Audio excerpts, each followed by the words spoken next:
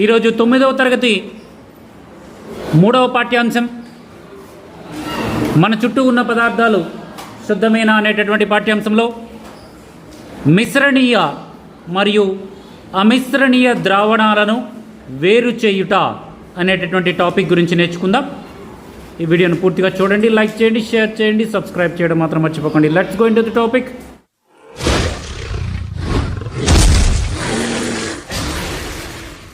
భౌతిక రసాయన శాస్త్రం 3వ పాఠ్యాంశం మన చుట్టూ ఉన్నటువంటి పదార్థాలు శుద్ధమైన అనే పాఠ్యాంశంలో మిశ్రణీయ మరియు అమిశ్రణీయ ద్రావణాలను వేరు చేయుట.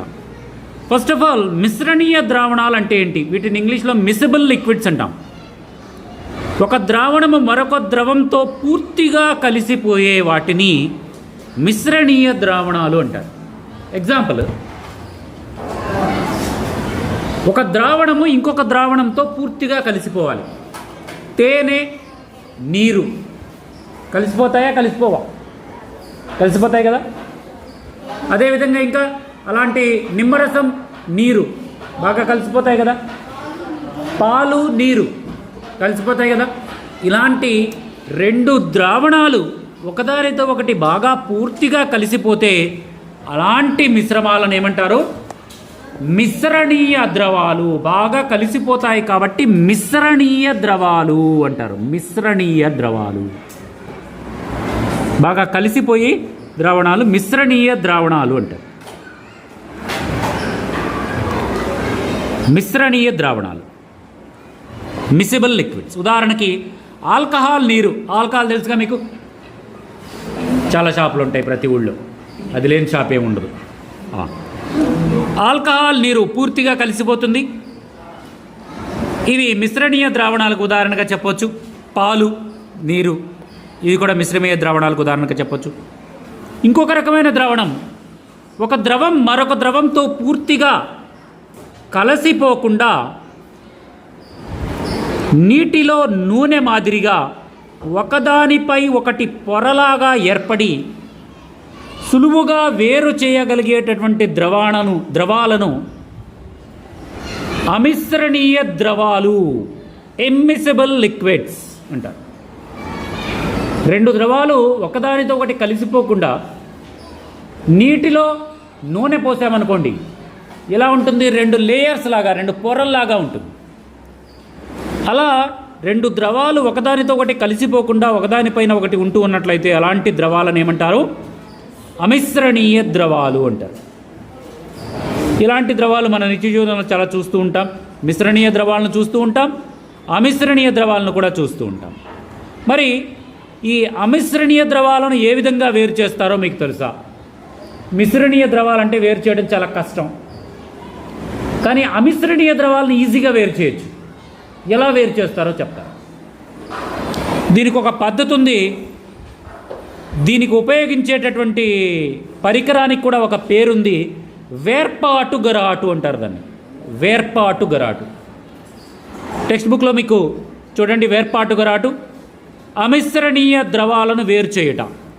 నూనె, నీరు లాంటి మిశ్రమాన్ని, అమిశ్రణీయ మిశ్రమాన్ని వేరు చేయటాన్ని ఎలా ఏంటి అనేది చూద్దాం. దీంట్లో ఉన్న అనుఘటకాలు ఏమేంటి? రెండు, నూనె, నీరు, లేదా నూనె, కిరోసిన్.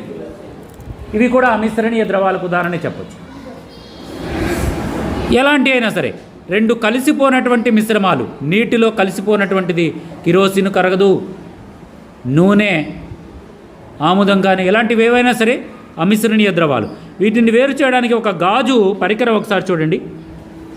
ఇలా శంకు ఆకారంలో ఉంటుంది గాజు పరికరం. దాని స్టాండ్కి వేలాడదీసి దానికి ఎంట్రన్స్లో ఒక రబ్బరు బిరడా పెడతారు, దానికి ఒక పైప్ పెడతారు, కింద ఒక స్టాక్ కాక్ అంటారు దాన్ని. ఇలా తిప్పడం ద్వారా నీళ్ళు వస్తాయి. మరలా ఇటు తిప్పితే ఆరిపోతాయి, ఆగిపోతాయి, అక్కడ దాకా స్టాప్ అయిపోతాయి. మరలా ఇలా ఆన్ చేస్తే నీళ్ళు కిందకు వచ్చేస్తాయి ఆ దాంట్లోంచి. అలాంటి ఒక వేర్పాటు గరాటులో ముందుగా నీరు తీసుకోవాలి. దాని వెంబడే కిరోసిన్ కానీ లేదా నూనె కానీ ఏదైనా పర్వాలేదు, రెండు కూడా అమిశ్రణీయ ద్రావణాలే కాబట్టి కిరోసిన్ని తీసుకుందాం. ఈ కిరోసిన్ నీరు పైన ఒక లేయర్ లాగా, ఒక పొరలాగా ఉండడాన్ని మీరు గమనించారా కదా? ఇలా పొరలాగా ఉండడాన్ని మీరు ఇప్పుడు గమనించవచ్చు. నీరు నూనె కానీ నీరు కిరోసిన్ కానీ ఇలా వేర్పాటు గరాటులో పోసిన తర్వాత ఈ స్టాప్ కాక్ ఏదైతే ఉందో దాన్ని తిప్పినట్లయితే ముందుగా నీరు కింద పడిపోతుంది. నెమ్మదిగా నీరు వరకు నీరు మాత్రమే పడేలాగా ఉండి ఆపేశారనుకోండి, అప్పుడు విడదీయచ్చా ఈజీగా. విడిగా నువ్వు మామూలుగా పోయడం ద్వారా వేరు చేయలేవు. ఒకసారి ఒక గ్లాసులో కిరోసిన్ నూనె కానీ కిరోసిన్ కానీ నీటితో పోసావంటే నీటిపైన తేలుతూనే ఉంటుంది అది. కానీ వేరు చేయడం మామూలు చెంచాలు పెట్టి కానీ లేదా వడపోత కాగితాన్ని పెట్టి కానీ లేదా ఇట్లా గ్లాసులో దొర్లించడం ద్వారా కానీ మనం వేరు చేయలేం. అలా వేరు చేస్తే ఆ పైన ఉన్నటువంటి కిరోసిన్తో పాటుగా నీరు కూడా వస్తాయి, కలిసిపోయి వస్తాయి. అలా కలిసిపోకుండా వేరు చేయాలి అంటే ఇలాంటి వేర్పాటు గరాటును ఉపయోగించి ముందుగా నీరు, దానిపైన ఉన్నటువంటి లేయర్ వేర్పాటు గరాటు ఇలా తిప్పగానే నూనె వరకు కింద కారిపోతాయి. నీరు వరకు అలా కారిపోగానే ఆఫ్ చేసామనుకో పైన ఉండేది ఏంటి, ఇంకా మిగతా అది కిరోసిన్ ఉండిపోతుంది. అలా కిరోసిన్ని, నీటిని, అమిశ్రణీయ ద్రవాలను వేరు చేయవచ్చు. వేర్పాటు గరాటు తీసుకొని దాంట్లో నూనె, కిరోసిన్ లేదా ఆముదాన్ని తీసుకొని మిశ్రమాన్ని తీసుకోండి. గరాటు కొంచెం సమయం కదల్చకుండా స్థిరంగా ఉంచండి. దీనివల్ల ఆముదము లేదా కిరోసిన్ నీటిపై పొరలాగా ఏర్పడుతుంది. ఇప్పుడు వేర్పాటు గరాటుకు అమర్చి ఉన్నటువంటి స్టాప్ కాక్ తెరచి క్రింద పొరలో ఉన్నటువంటి నీటిని నెమ్మదిగా బయటకు తీయండి. నూనె స్టాప్ కాక్ వరకు చేరుకోగానే వెంటనే మూసివేయండి. ఈ పద్ధతి ద్వారా మిశ్రణీయ ద్రవాల్లో ఉన్నటువంటి అనుఘటకాలను వాటి సాంద్రతల ఆధారంగా అవి ఒకదానిపైన ఒకటి తేలుతూ ఉంటాయి. ఎందుకు ఒకదానిపైన ఒకటి తేలుతూ ఉంటాయి? నీటిపైన కిరోసిన్ ఎందుకు తేలుతుంది? నీటి కన్నా కిరోసిన్కి సాంద్రత తక్కువ, డెన్సిటీ సాంద్రత తక్కువ కాబట్టి అది తేలుతుంది. ఏదైనా సరే నీటి కన్నా తక్కువ సాంద్రత ఉన్నటువంటి వస్తువులు నీటిపైన తేలుతూ ఉంటాయి. అవి ద్రవాలు కావచ్చు, ఘన పదార్థాలు కావచ్చు, ఏవైనా సరే. చెక్క తీసుకొని నీటిలో వేసామనుకో, ఘన పదార్థమే అయినా సరే, ఎంత బరువున్న చెక్క అయినా సరే నీటిలో తేలుతుంది. కారణం ఏంటంటే నీటి కన్నా తక్కువ సాంద్రత ఉంటుంది వుడ్కి, చెక్కకి. రబ్బర్ కానీ, చెక్క కానీ, థర్మోకోల్ కానీ ఇలాంటివన్నీ కూడా నీటిపైన తేలడానికి కారణము వాటి యొక్క సాంద్రత. అలాగే నూనె, కిరోసిన్, ఆముదము ఇలాంటి మిశ్రమాలన్నీ కూడా నీటిపైన తేలుతూ ఉంటాయి. కారణం ఏంటంటే వాటి యొక్క సాంద్రత నీటి సాంద్రత కన్నా తక్కువ కాబట్టి, నీటిపైన తేలుతూ ఉంటాయి. ఇదే పద్ధతిని, సాంద్రత వేరువేరుగా ఉండే పద్ధతిని ఉపయోగించి ఆముదపు గింజలను ఉడకబెట్టి ఆముదపు నూనెను బయటికి తీస్తారు. ఆముదపు గింజలు ఉంటాయి, తెలుసు కదా మీకు. ఆముదం చెట్టు తెలుసు కదా, ఆముదం చెట్టు గింజలు ఉంటాయి. ఆ గింజల్ని బాగా నలకొట్టి ఉడకబెడతారు నీళ్ళల్లో వేసి. ఉడకబెట్టగానే ఆముదంలో ఉన్నటువంటి నూనె వరకు కూడా, ఆముదం వరకు కూడా పైకి వస్తుంది. ఎందుకంటే నీటిపైన తేలుతుంది కాబట్టి పైకి వస్తుంది. దాన్ని జాగ్రత్తగా వేరు చేస్తారు. అలా ఆముదాన్ని తయారు చేస్తారు. ఉడకబెట్టడం ద్వారా ఆముదాన్ని తయారు చేస్తారు. చాలా ఈజీ, మనం కూడా తయారు చేసుకోవచ్చు. ఆముదపు చెట్టు ఏదైనా ఉంటే వాటి గింజలు తీసుకొచ్చి బాగా నలిపేసి నీళ్ళల్లో కలిపి ఉడకబెట్టామనుకో పైన ఆముదం వచ్చేస్తుంది. ఎందుకంటే ఆముదం నీటిపైన తేలుతుంది. అదేవిధంగా నీటితో డీజిల్ని కలిపి చూసారా, డీజిల్ని కానీ కిరోసిన్ని కానీ వర్షాకాలంలో రోడ్డు పైన అప్పుడప్పుడు లీకేజ్ అవుతూ ఉంటుంది.